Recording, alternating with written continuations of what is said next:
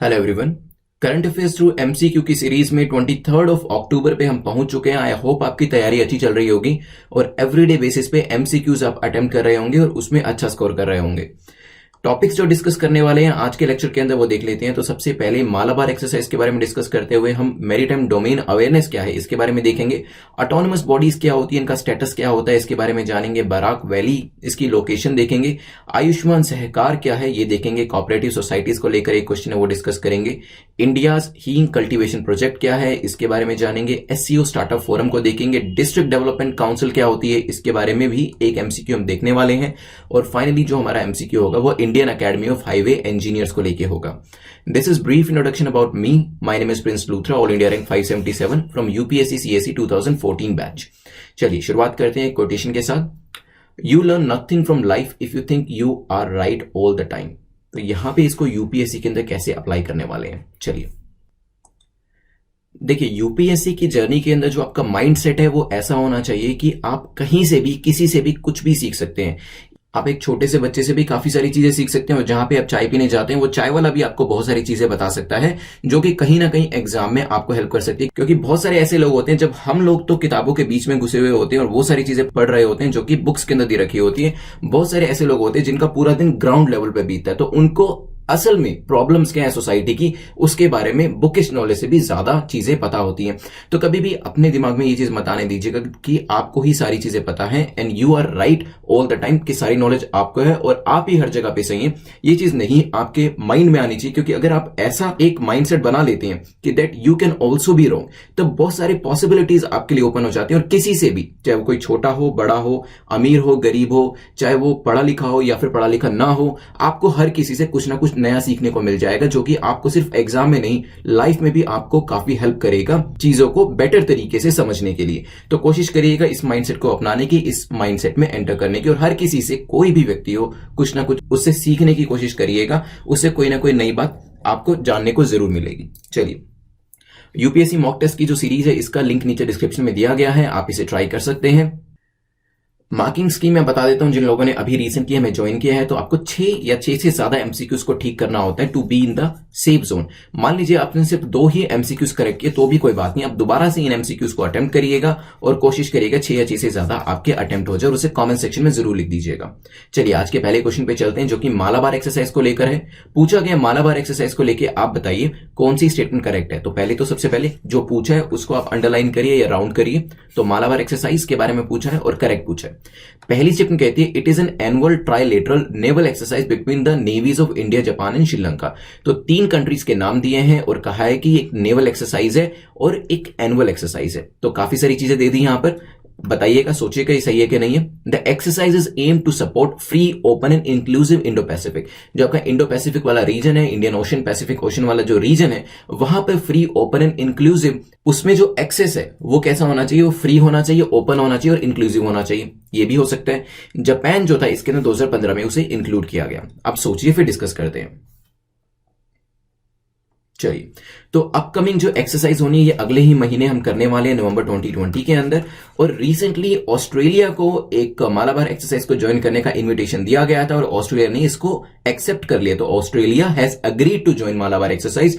इस वजह से मालाबार एक्सरसाइज दोबारा से न्यूज में थी। क्या ये अभी तक एक ट्राइलेटरल नेवल एक्सरसाइज है? तो यस, ये एक ट्राइलेटरल नेवल एक्सरसाइज है। ये स्टेटमेंट तो हो जाती है ठीक। क्या ये एक एनुअल एक्सरसाइज है? यस, ये एक एनुअल एक्सरसाइज है।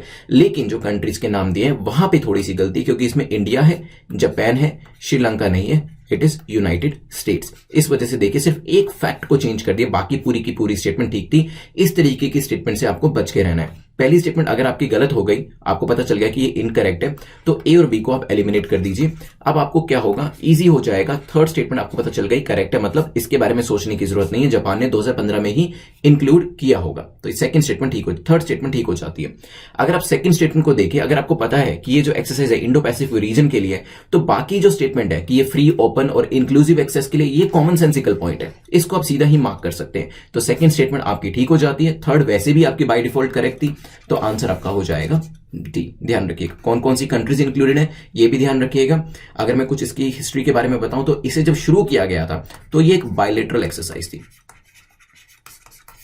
ठीक है। बायलेटरल में कौन कौन था? 1992 में सिर्फ इंडिया और यूएसए इसमें हुआ करता था। फिर 2015 में क्या हुआ? जापान ने ज्वाइन किया, ये ट्राइलेटरल हो गई। अब 2020 में जब इसे ऑस्ट्रेलिया भी ज्वाइन कर लेगा तो ये क्वाड्रिलेटरल एक्सरसाइज हो जाएगी। ठीक है, तो इस चीज को ध्यान रखिएगा।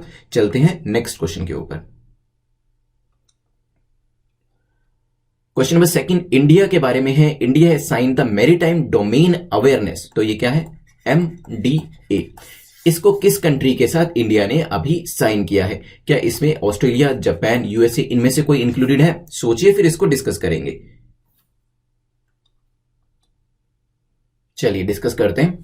तो अगर हम बात करें इंडिया ने MDA किसके साथ साइन किया, सबसे पहले तो जानिए कि पिछले महीने ही सितंबर 2020 में, अगर आपको याद हो, तो इंडिया ने MLA that is military logistics agreement जो था वो जापान के साथ साइन किया था। ये भी एग्जाम के हिसाब से इंपॉर्टेंट है, और अगर मेंस की तैयारी कर रहे हैं, इंडिया जब जापानीज रिलेशंस के ऊपर क्वेश्चन आता है तो ये सब चीजें आप लिखेंगे कि MLA that is military logistics agreement जो है वो जापान के साथ साइन किया है। और MDA जो है इंडिया ने साइन किया है किस किस के साथ? MDA साइन किया ऑस्ट्रेलिया और जापान के साथ, और यूएसए के साथ भी बातचीत चल रही है। हो सकता है आगे आने वाले टाइम में बहुत ही जल्दी MDA को भी साइन कर लिया जाए यूएसए के साथ। अभी फिलहाल ऑस्ट्रेलिया और जापान के साथ इसे साइन किया गया है। आंसर हमारा हो जाएगा ए। अब देखते हैं कि MDA होता क्या है। MDA बेसिकली एक इंटरनेशनल मैरीटाइम ऑर्गेनाइजेशन के द्वारा डिफाइन किया गया एक कॉन्सेप्ट है, जिसमें कहा जाता है कि इफेक्टिव अंडरस्टैंडिंग होगी of anything associated with maritime domain. मतलब जैसे इंडिया है और ऑस्ट्रेलिया है, इंडिया है और जापान है, इन्होंने अगर MDA साइन किया है तो सिक्योरिटी को लेकर आपस में ये कॉपरेशन होगा, सेफ्टी को लेकर कॉपरेशन होगा, इकोनॉमी को लेकर, इवन एनवायरमेंट को लेकर भी मैरीटाइम एरिया के अंदर ये कंट्रीज जो है आपस में कॉपरेट करेंगी और एक दूसरे के साथ एसोसिएट करेंगी। ठीक है, तो आंसर क्या हो जाएगा हमारा? आंसर विल बी ए।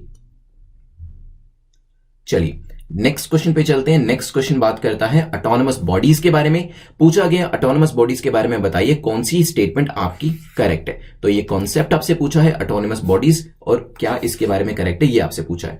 पहली स्टेटमेंट कहती है these are setup by ministry या department concern with the subject matter. जो भी डिपार्टमेंट इससे कंसर्न करता है वही डिपार्टमेंट या मिनिस्ट्री इन ऑटोनोमस बॉडीज को बनाती है। हो सकता है grants to these are regulated by ministry of finance. इनको जो ग्रांट दिया जाता है, जो पैसा दिया जाता है, वो मिनिस्ट्री ऑफ फाइनेंस के द्वारा रेगुलेट किया जाता है। May be these are mostly registered under companies act 2030। तो कंपनीज एक्ट 2013 के अंतर्गत इनको रजिस्टर किया गया है। सोचिए, फिर इसको डिस्कस करते हैं।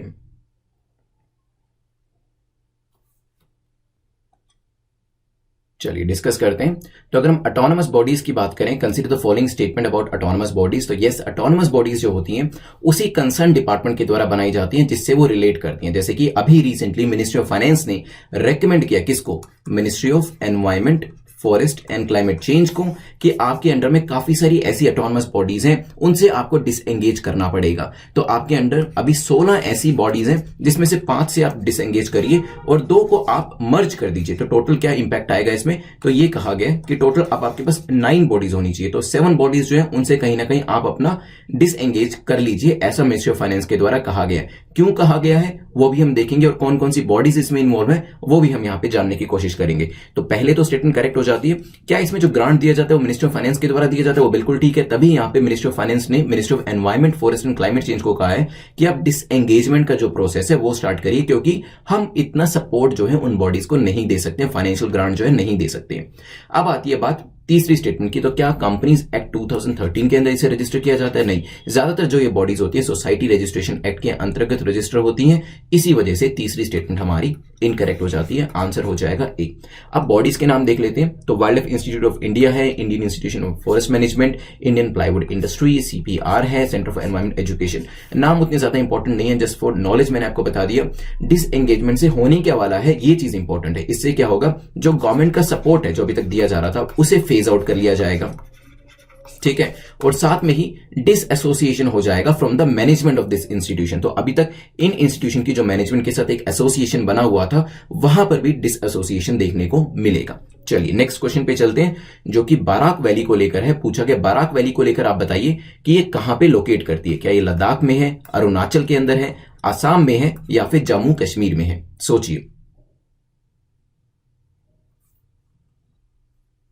चलिए तो बराक वैली को लेकर आपने न्यूज जरूर पढ़ी होगी न्यूज़पेपर के अंदर, इवन राज्यसभा के ऊपर भी देखा होगा। रिसेंटली असम और मिजोरम, जो कि दोनों ही स्टेट की जो बाउंड्री है वो टच करती है एक दूसरे से और दोनों ही बॉर्डर स्टेट है बांग्लादेश को लेकर, तो असम मिजोरम का जो बॉर्डर है वहां पर एक तरीके का स्पार जो है, डिस्प्यूट जो है वो देखा गया concerning interstate boundary issue. Particularly Assam के अंदर से आपको पता है काफी सारे स्टेट्स जो नॉर्थ ईस्ट के उनको कार्व आउट किया गया है और इस वजह से टेरिटोरियल डिस्प्यूट जो है वो यहां पर चलता रहता है। मिजोरम जो है वो बॉर्डर करता है असम की बराक वैली को, मैं आपको मैप पे एक भी दिखा देता हूं, और इन दोनों का जो बॉर्डर है 165 किलोमीटर लंबा बॉर्डर है और दोनों ही स्टेट्स जो है, चाहे वो मिजोरम हो या फिर असम हो, वो बांग्लादेश को बॉर्डर करते हैं। तो यहां पे this is the Barak valley वाले डिस्ट्रिक्ट जो कि असम के हैं और ये आपका मिजोरम है जो कि बांग्लादेश को भी टच कर रहा है और ऊपर असम को भी टच कर रहा है। अभी न्यूज किस चीज को लेकर थी, रिसेंटली जो यहां पे लैलापुर विलेज है असम के अंदर, ये वाला जो यहां पे दिखाया हुआ है, और इसके साथ जो मिजोरम का एरिया है, जो डिस्ट्रिक्ट है वो है कोलासिब डिस्ट्रिक्ट और लोकेशन क्या है, वेरांगटेर जो इसकी लोकेशन है। यह दोनों जो जगह के रेजिडेंट्स है उनके बीच में आपस में डिस्प्यूट हो गया था कुछ टाइम पहले। करीमगंज जो ये जो रीजन दिख रहा है यहां से, ये असम का है, और नीचे जो मामित है, मामित कौन सा है, ये वाला मामित है, ठीक है। यहां पर भी कुछ दिन पहले जो रेजिडेंट्स थे उनके बीच में स्पार्ट हो गया था, उनके बीच में डिस्प्यूट हो गया था, जैसे कि अभी लैलापुर रीजन वाले केस में देखा गया। तो इस तरीके के जो कॉन्फ्लिक्ट है वो हो रहे हैं और यहां पे जो मिजोरम सिविल सोसाइटी है वो ब्लेम कर रही है इलीगल बांग्लादेशीज को। But whether Bangladeshis are responsible for this और नॉट, हमारे लिए तो इंपॉर्टेंट ये है कि हमारे जो दो यहां पे स्टेट्स हैं, असम और मिजोरम, दोनों के जो लोग हैं, दोनों के जो रेजिडेंट्स हैं, दोनों ही जो इंडियंस हैं, वो यहां पे इन्वॉल्व हैं इस पर्टिकुलर डिस्प्यूट को लेकर, और इस वजह से इस डिस्प्यूट को खत्म करना ये रिस्पॉन्सिबिलिटी हमारी बन जाती है।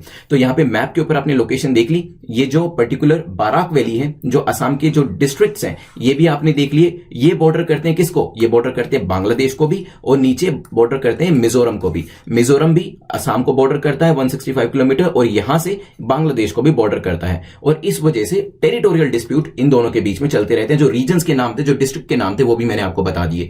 तो बाराक वैली लोकेट कहां करती है, सी असम में ये लोकेट करती है। ध्यान रखिएगा जो यहां पे डिस्प्यूट का रीजन है वो भी ध्यान रखिएगा, जो लोकेशन इन्वॉल्व है वो भी ध्यान रखिएगा। चलिए नेक्स्ट क्वेश्चन पे चलते हैं, जो कि आयुष्मान सहकार को लेकर है, पूछा गया आयुष्मान सहकार को लेकर बताइए कौन सी स्टेटमेंट आपकी करेक्ट है। करेक्ट यहां पे पूछा है, 3 स्टेटमेंट दे रखी है। पहली कहती है it has been launched by ministry of micro small and medium enterprises, MSME के द्वारा इसे चलाया गया है। It aims to provide collateral free loans to the startups, startups को कोलेटरल फ्री लोन यहां पे प्रोवाइड करने का प्रावधान रखा गया है। The scheme provides interest subvention of 1% to women majority cooperatives, women majority cooperatives को 1% इंटरेस्ट सबवेंशन का जो फायदा है वो भी देने की बात करी गई है। सोचिए फिर डिस्कस करते हैं। चलिए तो सबसे पहले यहां पे देखिए विमेन मेजोरिटी कोऑपरेटिव्स की बात करी गई है, तो कहीं ना कहीं आपको पता चल जाना चाहिए कि स्टार्टअप्स की बात यहां पे शायद ना कर रखी हो, ठीक है। तो यहां से आप आइडिया लीजिएगा कि या तो तीसरी स्टेटमेंट गलत होगी या फिर जो स्टार्टअप वाली बात करी जा रही है एमएसएमई वाली, ये गलत होगी, ठीक है। तो यहां पे मैं आपको बताऊं जो स्कीम है ये ministry of agriculture and farmers welfare के द्वारा लॉन्च करी गई है, आयुष्मान सहकार। इसमें जो कोऑपरेटिव्स है उनको सहायता देने की बात करी गई है ताकि एक हेल्थ केयर इंफ्रास्ट्रक्चर कंट्री के अंदर क्रिएट किया जा सके, ठीक है। It has been launched by ministry of agriculture not by MSME. तो पहली स्टेटमेंट अगर आपकी गलत हो जाती है तो यहां पे ए और बी भी गलत हो जाएगा, और कहीं ना कहीं आपको ये भी पता चल जाएगा कि स्टार्टअप्स ने तो ये नहीं किया होगा, तो सेकंड स्टेटमेंट भी आपकी इनकरेक्ट हो जाती है, क्योंकि ये कॉपरेटिव्स के लिए स्टार्ट करी गई है ताकि एक हेल्थ केयर इंफ्रास्ट्रक्चर जो है वो हमारे यहां पे स्टार्ट कर पाए। जब सेकंड स्टेटमेंट भी इनकरेक्ट होगी तो डी भी एलिमिनेट हो गया, तो बचा क्या, बचा अपने आप में सी 1% सबवेंशन, इंटरेस्ट सबवेंशन, जो इंटरेस्ट के अंदर रिबेट दी जाएगी वो प्रावधान यहां पे रखा गया है विमेन मेजोरिटी कोऑपरेटिव्स के लिए। ध्यान रखिएगा मिनिस्ट्री किसने लॉन्च किया है वो भी ध्यान रखिएगा, कोऑपरेटिव्स के लिए ये भी ध्यान रखिएगा। चलिए आयुष्मान सहकार इंपॉर्टेंट स्कीम है, मेंस के अंदर भी लिखना पड़ सकता है इस चीज के ऊपर आपको। चलिए नेक्स्ट क्वेश्चन पे चलते हैं। ओके उससे पहले जो प्रीलिम्स प्लस मेंस का हमारा गाइडेंस प्रोग्राम है ये आपको exam.netmock.com के ऊपर मिल जाएगा। इसमें आपको वेरियस जो वीडियो सीरीज हैं, जो प्रीलिम्स मेंस की टेस्ट सीरीज हैं वो आपको प्रोवाइड कराई जाती है, उसको भी आप चेकआउट कर सकते हैं। चलिए क्वेश्चन नंबर 6 को देखते हैं। क्वेश्चन नंबर 6 बात करता है which of the following statement is और आर करेक्ट। 2 स्टेटमेंट दे रखे हैं, आपसे पूछा है कि कौन सी स्टेटमेंट यहां पर करेक्ट है। पहली कहती है part 9B right after part 9A municipals was added regarding the cooperatives working in India। Part 9B जो था वो पार्ट 9A के बाद ऐड किया गया और ये कोऑपरेटिव से रिलेट करता है। हो सकता है। Article 44B was added in the DPSPs, that is directive principles of state policy part 4 regarding the promotion of cooperative societies. Cooperative societies के प्रमोशन के लिए 44B जो था उसको ऐड किया गया था डीपीएसपी के अंदर। डीपीएसपी पे आपको पता है क्वेश्चंस यूपीएससी पूछता रहता है, तो नॉलेज होनी चाहिए, आपसे पूछा जा सकता है कि इन चारों में से बताइए कि कौन सा डीपीएसपी है कि नहीं है जिसमें कोऑपरेटिव्स के ऊपर भी बात करी जा सकती है। चलिए सोचिए इसके बारे में। चलिए तो यहां पे सबसे पहले मैं आपको बताऊं, कॉन्स्टिट्यूशन के अंदर 97th अमेंडमेंट करी गई थी। 97th अमेंडमेंट एक्ट लाया गया था 2011 के अंदर, जिसके थ्रू पार्ट 9B को पार्ट 9A के बाद ऐड किया गया था, जो कि देश के अंदर कोऑपरेटिव्स जो वर्क कर रहे हैं उनको लेकर है। तो पहली स्टेटमेंट आपकी यहां पे करेक्ट हो जाती है।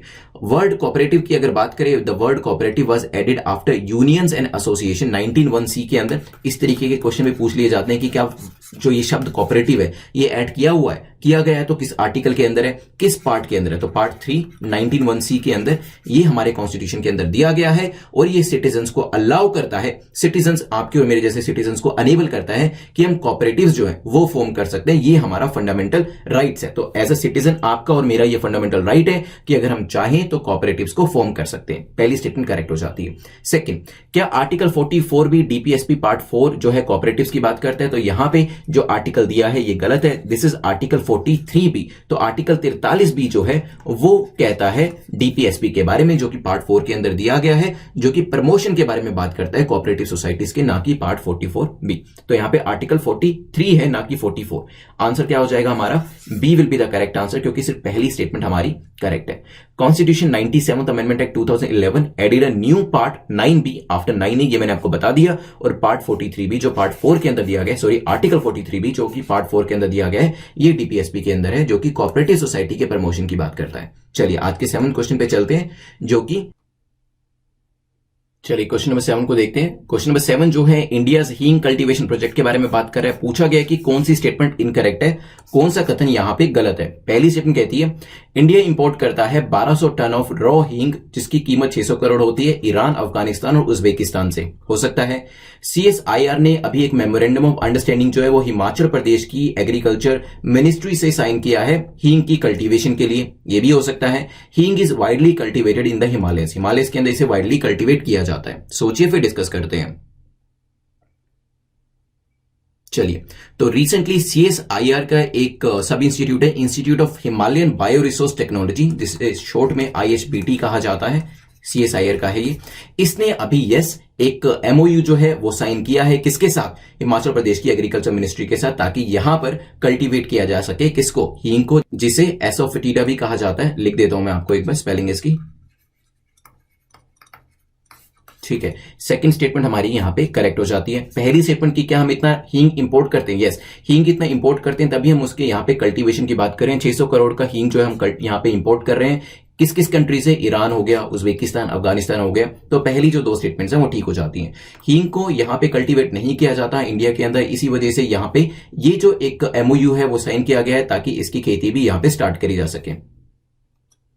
हींग के बारे में कुछ और चीजें बताऊं तो इसे पेरिनियल प्लांट माना जाता है, और ये एंडेमिक है ईरान और अफगानिस्तान को लेकर। ईरान, अफगानिस्तान इसे काफी सप्लाई करते हैं, और क्योंकि इसकी डिमांड इंडिया में काफी ज्यादा है, हमारी कुकिंग में आपने सुना होगा कि हींग का काफी यूज होता है, तो इस वजह से इसकी कल्टीवेशन इंडिया में भी स्टार्ट करने की बात करी जा रही है। और यहां पे अगर बात करी जाए 2017 की, तो IHBT जो है उसने NBPGR को भी अप्रोच किया था, that is national bureau of plant genetic resources को, कि कुछ एक्सपेरिमेंटल प्रोजेक्ट आइडियाज जो है उसके थ्रू हम हींग को कल्टीवेट कर सके। तो काफी टाइम से, पिछले 3 सालों से इसको यहां पे कल्टीवेट करने के लिए जो एफर्ट्स हैं वो चलाए जा रहे हैं। तो तीसरी स्टेटमेंट हमारी यहां पे इनकरेक्ट हो जाती है, क्योंकि हींग जो है वाइडली कल्टीवेट नहीं किया जाता। हमारे यहां पर आंसर क्या हो जाएगा? बी नहीं, आंसर विल बी सी, क्योंकि क्या पूछा था हमने कि इनकरेक्ट कौन सा है, करेक्ट नहीं पूछा था। चलिए क्वेश्चन नंबर 8 पे चलते हैं। क्वेश्चन नंबर 8 जो है SCO स्टार्टअप फोरम के बारे में है। पूछा गया कि कंसीडर द फॉलोइंग स्टेटमेंट, किसके बारे में? SCO स्टार्टअप फोरम के बारे में, और बताइए कौन सी स्टेटमेंट यहां पर सही है, कौन सी स्टेटमेंट यहां पे करेक्ट है। पहली कहती है the forum will lay the foundation for multilateral cooperation and engagement among the Shanghai cooperation organization member states to develop and hone their startup ecosystem collectively. तो फोरम क्या करेगा? बेसिकली फाउंडेशन देगा किसको? मल्टीलेटरल कोऑपरेशन के लिए जो SCO के members हैं उनको, ताकि वो कलेक्टिवली काम कर सके। Innovation in startups will be the key focus area of SCO heads of government meetings on 30th November 2020 to be hosted by India. तो सबसे पहले तो ये पता होना चाहिए क्या ये इंडिया के द्वारा होस्ट करी जाएगी 30 नवंबर को, और इसका जो फोकस एरिया है वो क्या क्या रहेगा, वो रहेगा इनोवेशन एंड स्टार्टअप्स। सोचिए फिर डिस्कस करते हैं। चलिए, तो first ever Shanghai cooperation organization startup forum जो है वो इसी महीने 27 अक्टूबर को हम स्टार्ट करने जा रहे हैं, और इसके बाद 28 अक्टूबर को भी ट्रेड मिनिस्टर्स की जो मीटिंग है वो इसमें करी जाएगी। फोकस जो है यस इन्हीं चीजों पे दिया जा रहा है कि कैसे जो मेंबर स्टेट्स हैं एससीओ के, वहां पर स्टार्टअप और इनोवेशन का जो पूरा कल्चर है उसको बढ़ावा दिया जा सके। ठीक है, तो यहां पे 30 नवंबर को जो है इंडिया होस्ट करेगा इससे कंसर्निंग एक मीटिंग, जिसके अंदर अगेन इनोवेशन और स्टार्टअप के ऊपर फोकस दिया जाएगा। और पहली स्टेटमेंट तो मैंने आपको बता ही दिया कि एससीओ मेंबर स्टेट जो है कहीं ना कहीं काम कर रहे हैं कि किस तरीके से फाउंडेशन जो है वो स्ट्रॉन्ग करी जा सके मेंबर स्टेट्स की स्टार्टअप्स को लेकर। तो दोनों स्टेटमेंट्स ठीक होने की वजह से आंसर हमारा हो जाएगा सी। तो स्टार्टअप फोरम बहुत जल्दी आपको न्यूज में देखने को मिलेगा, क्योंकि मीटिंग्स इसकी नेक्स्ट वीक से ही स्टार्ट होने वाली है। चलिए नेक्स्ट क्वेश्चन पे चलते हैं। नेक्स्ट क्वेश्चन नंबर 9 है हमारा। क्वेश्चन नंबर 9 बात करता है recently an amendment is brought to introduce district development council to be setup in. तो अभी रिसेंटली एक अमेंडमेंट करी गई है कि डिस्ट्रिक्ट डेवलपमेंट काउंसिल जो है एक पर्टिकुलर जगह पर स्टार्ट करने के लिए, डीडीसी होता क्या है ये तो हम डिस्कस करेंगे, बट कहां पर यह किया गया, क्या लद्दाख में इंट्रोड्यूस करने के लिए किया गया है, हिमाचल, उत्तराखंड, जम्मू कश्मीर, सोचिए। चलिए, तो आंसर हमारा यहां पे है डी।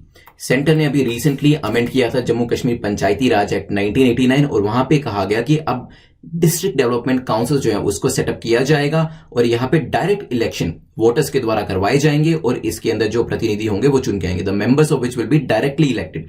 तो यहां पे डायरेक्ट इलेक्शन होगा मेंबर्स का। इसके अंदर जो डीडीसी है, that is district development council जो है, इसको एक नई यूनिट ऑफ गवर्नेंस बनाया जाएगा जम्मू कश्मीर के अंदर। इसके कंसर्निंग जो लेजिस्लेशन है वो ऑलरेडी होम मिनिस्ट्री ने पास कर दिया है। स्ट्रक्चर जो होगा इसमें डीडीसी होगा, मतलब डिस्ट्रिक्ट डेवलपमेंट काउंसिल होगा, साथ में डिस्ट्रिक्ट प्लानिंग कमेटी डीपीसी होगा, और जो एडिशनल डीसी होते हैं वो एज अ सीईओ इसके अंदर काम करेंगे। तो डी हमारा यहां पे करेक्ट आंसर है। चलते हैं आज के लास्ट क्वेश्चन के ऊपर। आज का हमारा जो लास्ट क्वेश्चन है वो बात करता है Indian academy of highway engineers के बारे में। पूछा गया इनके बारे में बताइए कौन सी स्टेटमेंट आपकी करेक्ट है। चलिए, तो पहली स्टेटमेंट कहती है इनको 1983 में बनाया गया था, मतलब IAHE जो है इसको 1983 में बनाया गया था। हो सकता है it imparts training to highway engineers and professional working for central government. तो सेंट्रल गवर्नमेंट में जो भी इंजीनियर्स जो है वो काम कर रहे हैं उनको ट्रेनिंग इसके अंदर दी जाती है। It also imparts training to highway sector professional from abroad. तो यहाँ पे अब्रोड से जो यहाँ पे प्रोफेशनल्स आते हैं उनको भी ट्रेनिंग देने का प्रावधान इसके अंदर रखा गया है। सोचिए फिर डिस्कस करते हैं। चलिए, तो recently 5th general council meeting हुई थी Indian academy of highway engineers की, और ये हुई थी under the chairmanship of union minister of road and transport and highway. तो minister of road transport highway के अंडर में ये जो पर्टिकुलर काउंसिल थी कराई गई थी, इस वजह से ये न्यूज में थी। अब बात करते हैं IAHE के बारे में। तो क्या ये बॉडी 1983 में बनाई गई थी? तो यस, 1983 में से बनाया गया था, और इसका मुख्य उद्देश्य जो था, जो मेन इसका ऑब्जेक्टिव है वो ये है कि ट्रेनिंग प्रोवाइड करना हाईवे इंजीनियर्स को, प्रोफेशनल्स को जो इस एरिया के अंदर है, चाहे वो सेंट्रल गवर्नमेंट में हो, स्टेट गवर्नमेंट में हो, PSU में हो, लोकल बॉडी में हो, इवन कॉन्ट्रैक्टर्स और कंसल्टेंट के अंदर भी। इसके साथ साथ जो फॉरेन या प्रोफेशनल्स फ्रॉम अब्रोड है उनको भी ट्रेनिंग इसके अंदर देने का प्रावधान है। It imparts training to highway sector professional, चाहे वो इंडिया के हो या अब्रोड। अब्रोड का मतलब चाहे सार्क कंट्री से हैं, एफ्रो एशियन कंट्री से हैं, या फिर कोलंबो प्लान के अंदर जो कंट्रीज आती हैं उनसे हैं। ठीक है, तो ध्यान रखिएगा। तो तीनों स्टेटमेंट्स हमारी यहां पे करेक्ट हो जाएगी। आंसर हमारा हो जाएगा डी। चलिए, 10 क्वेश्चन हमारे कंप्लीट होते हैं, और अभी 2 मिनट के अंदर हम रिवाइज करेंगे और फिर क्वेश्चन ऑफ द डे के बारे में देखेंगे। सबसे पहले तो हमने मालाबार एक्सरसाइज के बारे में देखा था। तो यहां पे पहले ये बायलैटरल एक्सरसाइज होती थी, किस किस के बीच में? इंडिया यूएस के बीच में। 2015 में जापान ने ज्वाइन किया, और अभी 2020 नवंबर में इसे कौन ज्वाइन कर रहे हैं? ऑस्ट्रेलिया इसे ज्वाइन कर रहा है। कौन कौन सी कंट्रीज इन्वॉल्व है वो पता होना चाहिए। इंडो पैसिफिक की सेफ्टी के लिए हमने इसे स्टार्ट किया था। इसके बाद हमारा डिस्कशन हुआ था किसके बारे में? Maritime domain awareness. Australia Japan के साथ इसे साइन किया गया है। यूएसए के साथ भी टॉक्स चल रही है, और हो सकता है आगे आने वाले टाइम में ये यूएसए भी इसमें इन्वॉल्व हो जाए। देन वी डिस्कस्ड अबाउट, इसके बाद ऑटोनोमस बॉडीज के बारे में, कंसर्न मिनिस्ट्री से होती है, और अभी मिनिस्ट्री ऑफ फाइनेंस के द्वारा कहा गया मिनिस्ट्री ऑफ एनवायरमेंट को कि आप कुछ बॉडीज को डिसएंगेज करिए, क्योंकि इतना फाइनेंशियल सपोर्ट ग्रांट हम नहीं दे सकते। सोसाइटी रजिस्ट्रेशन एक्ट के अंदर ज्यादातर ये जो बॉडीज होती हैं ये आती है। फिर हमने बराक वैली के पीछे हमने पूरा डिस्कशन किया था कि कैसे असम और मिजोरम के कुछ डिस्ट्रिक्ट्स जो है वहां पे रेजिडेंट्स जो है आपस में किसी पर्टिकुलर डिस्प्यूट में है, खास तौर पे जो बांग्लादेश से यहां पे फॉरेनर्स आ जाते हैं, एलिस्ड माइग्रेंट्स आ जाते हैं उस चीज को लेके। जो जो डिस्ट्रिक्ट्स भी न्यूज में थे वो भी हमने देखे थे। बाराक वैली आसाम के कुछ डिस्ट्रिक्ट में जो थी वो भी हमने यहाँ पे कवर किया था। फिर हमने आयुष्मान सहकार के बारे में देखा था। कॉपरेटिव्स को यहाँ पे सहायता देने के लिए ministry of agriculture and farmers welfare का ये पर्टिकुलर प्रोग्राम है। इसके अंदर 1% इंटरेस्ट सबवेंशन महिलाओं को देने के लिए भी बात करी गई है। देन नेक्स्ट क्वेश्चन में हमने डिस्कशन किया था क्वेश्चन नंबर 6 के अंदर, जो कि पार्ट 9B के बारे में था। 43B था, इसके अंदर डीपीएसबी से रिलेट करता है, जो कि कॉपरेटिव्स को लेकर है और आपका और मेरा ये फंडामेंटल राइट है कि हम कॉपरेटिव्स बना सके। फिर हमने कल्टीवेशन प्रोजेक्ट हींग के बारे में देखा था। यहां पे जो various countries Iran, Afghanistan, Uzbekistan हमें एक्सपोर्ट करती हैं, अब कोशिश करी जा रही है कि हमें अपने यहां पर भी इसे कल्टीवेट करना शुरू कर देना चाहिए, क्योंकि हमारे यहाँ पे कुकिंग में इसकी काफी रिक्वायरमेंट है। इस तरीके से अपने इंपोर्ट को हम कम कर सकेंगे। फिर हमने एससीओ स्टार्टअप फोरम के बारे में देखा था। एससीओ की जो मीटिंग होने वाली है उसमें स्टार्टअप और इनोवेशन के ऊपर पूरा ध्यान दिया जाएगा। 30 नवंबर को इसको लॉन्च किया जाएगा। किसके द्वारा? इंडिया के द्वारा। फिर हमने रीसेंट अमेंडमेंट के बारे में देखा था। तो जो ये डीडीसी की बात करी जा रही है, डिस्ट्रिक्ट डेवलपमेंट काउंसिल, यहां पे डायरेक्ट इलेक्शन कराया जाएगा और ये अभी मिनिस्ट्री ऑफ होम के द्वारा अमेंडमेंट करी गई है यूटी जम्मू कश्मीर के अंदर। देन लास्ट में फाइनली हमने डिस्कशन किया था Indian academy of highway engineers को लेकर। यहां पे 1983 में ये बॉडी आई थी और इसमें ट्रेनिंग देने का प्रावधान है, चाहे वो पीएसयू के मेंबर्स हो, स्टेट गवर्नमेंट हो, लोकल गवर्नमेंट हो, सेंट्रल गवर्नमेंट हो या फिर अब्रोड मेंबर्स हो। तो 10 क्वेश्चन हमारे यहाँ पे कंप्लीट होते हैं। कमेंट सेक्शन में जिस चीज आपको आंसर करना है बताइएगा। लास्ट टाइम हमने डिस्कस किया था कि घर तक फाइबर स्कीम, इसको किस स्टेट के अंदर लॉन्च किया गया है, और अगर आप चाहें तो बता सकते हैं कि इसके फायदे क्या है।